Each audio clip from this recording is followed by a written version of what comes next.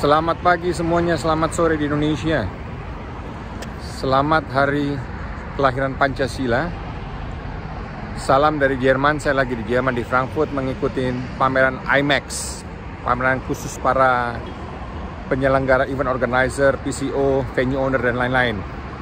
Dalam kesempatan ini guys, saya ingin menyampaikan atau mendownload salah satu video dari adik saya Timo Scheunemann, Coach Timo, yang mengulas tentang Pancasila, khususnya sila 1 sampai sila 5. Coba kalian dengarkan baik-baik dan perhatikan, isinya sangat-sangat bermanfaat dan sangat-sangat bagus.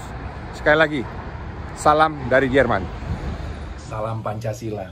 Luar biasa ya, hari ini hari Pancasila. Saya mau share sedikit tentang Pancasila, bagaimana Pancasila itu luar biasa. Dari sisi pemilihan kata, dari sisi nilainya tentu saja, tapi juga dari sisi penempatan sila-silanya. Ya, ini pandangan saya sendiri, interpretasi saya sendiri, karena dimulai dari dulu saya suka salah antara sila kedua sama sila keempat, suka tertukar gitu kan. Jadi saya kemudian mengingatkan diri sendiri dengan cara seperti ini. Ya, pertama, ketuhanan yang Maha Esa. Kenapa ini harus di awal? Karena memang Tuhan itu dasar dari segalanya, dasar dari moralitas, dasar juga dari tujuan hidup. Apa arti hidup ini kalau tidak ada Tuhan, seperti itu. Nah, kemudian yang saya suka juga adalah pemilihan kata Esa. Bisa diinterpretasikan oleh masing-masing kepercayaan dengan cara mereka sendiri-sendiri. Ya, jadi kalau dalam Islam, Esa betul-betul satu, jadi satu. Ya, satu Tuhan. Kalau dalam Hindu dan Buddha, menyatu, Esa menyatu. Kalau dalam kekristenan, Esa diartikan kesatuan. Jadi betul-betul pas ya untuk semua kepercayaan yang ada di Indonesia. Luar biasa. Kemudian kemanusiaan yang adil dan beradab. Kenapa harus di sila kedua? Jadi dari Tuhan langsung berbicara tentang manusianya. Manusianya kalau mau adil dan beradab harus dekat sama Tuhan. Makanya sila kedua harus berada dekat dengan sila pertama. Kemudian baru kita berbicara kalau manusianya sudah adil dan beradab, ya. Karena dekat dengan Tuhan. Kalau tidak adil dan tidak beradab berarti nggak dekat dengan Tuhan dong.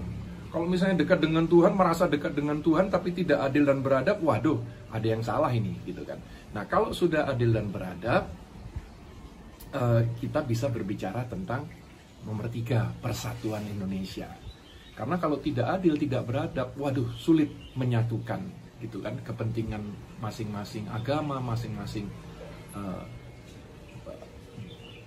masing-masing suku dan pulau-pulau yang begitu luar biasa banyak di Indonesia. Oke, kenapa persatuan Indonesia ada di tengah? Ya, betul-betul nomor 3 kan, 2 di kiri, 2 di kanan, gitu kan. Karena menyatukan, persatuan Indonesia bukan hanya menyatukan Pancasila, ya, berada di tengah gitu ya, cocok.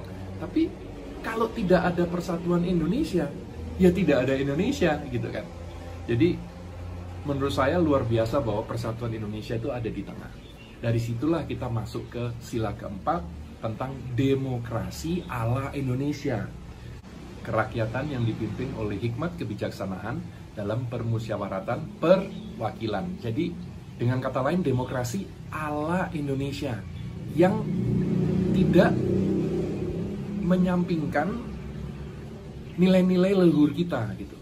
Karena kalau kita lihat leluhur Indonesia, mereka welcome pada semua bangsa. Silakan, monggo datang. Tapi jangan sampai mengganggu. Jadi yang ada di Indonesia itu sebenarnya bukan WNI, WNA, bukan suku A, suku B, suku C, bukan agama A, B, C, D, bukan etnis ini, etnis itu, bukan. Hanya ada 2 sebenarnya. Orang-orang yang membantu Indonesia membangun, atau orang-orang yang merusak Indonesia, mengganggu Indonesia. Hanya ada 2 macam orang di Indonesia. Dari situ kita masuk ke sila kelima, keadilan sosial bagi seluruh rakyat Indonesia. Kenapa ditaruh di posisi kelima? Karena ini adalah tujuan dari berbangsa dan bertanah air, supaya kita semua merasakan keadilan sosial yang merata untuk kita semua. Itu adalah tujuan daripada adanya Indonesia.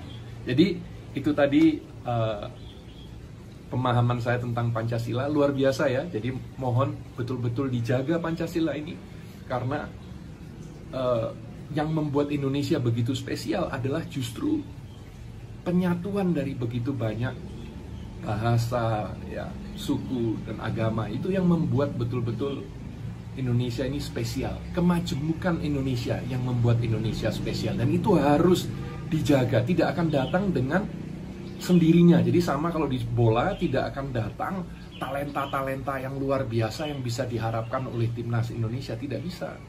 Kita hanya mengharapkan, harus dibangun, harus dididik, ya, harus dilakukan gitu sesuatu untuk mendapatkan itu. Jadi sama dengan teknologi. Kalau Elon Musk mengatakan teknologi itu tidak datang dengan sendirinya, harus dipush.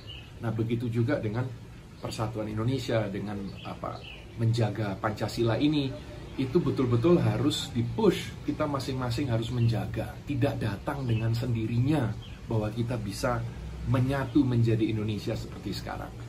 Butuh kita semua untuk menyatukan, untuk bersatu. Salam Pancasila.